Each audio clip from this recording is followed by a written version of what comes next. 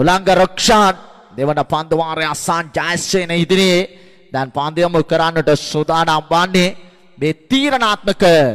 දෙවන පන්දු වාරයේ දාබර කඩාලොඩි හිතවතුනි දැන් සූදානම්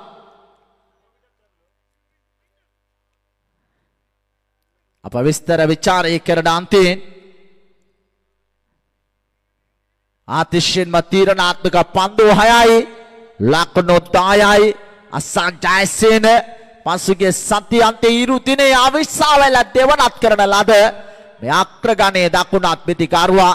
ඒ වයිට් පන්දුවක්කඩට සටන් තබනවා ප්‍රධාන විනිශ්චයකාර තමාන් ඔෆ් ස්ටම්පේ තරම පිටතින් යොමුවන පන්දුව ඒ මාතිරික ලකුණ සමගින් දැන් මුලකුණු සංඛ්‍යාව ලකුණ 5යි දාබර කඩාරොලි හිතවතුනි ලකුණ 5ක් ලබාගෙන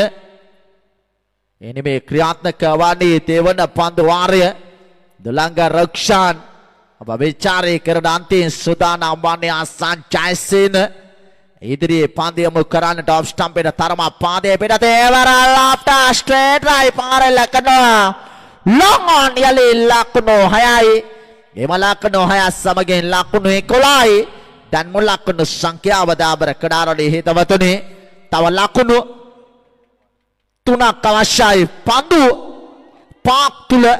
දැන් ජයග්‍රහණයේ වැඩි ගෞරව අත්පත් කරගන්න ආකාරයක් දක්ව ලැබෙනවා දාබර කඩාලොලි හිතවතුනි දැන් සූදානම් අප විස්තර විචාරය කරන අන්තිම නැවත පන්දු යොමු කරන්නට අද අසාන් ජයසේනගේ නායකත්වයේ යටතේ අංක 1-2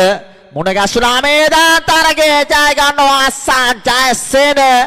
ජයග්‍රහණයේ මාවත විවර කරා දාබර කඩාරොලි හිතවතුනි වෙනස් බලක් කණ්ඩායමට ස්තුතිය සහ ප්‍රණාමය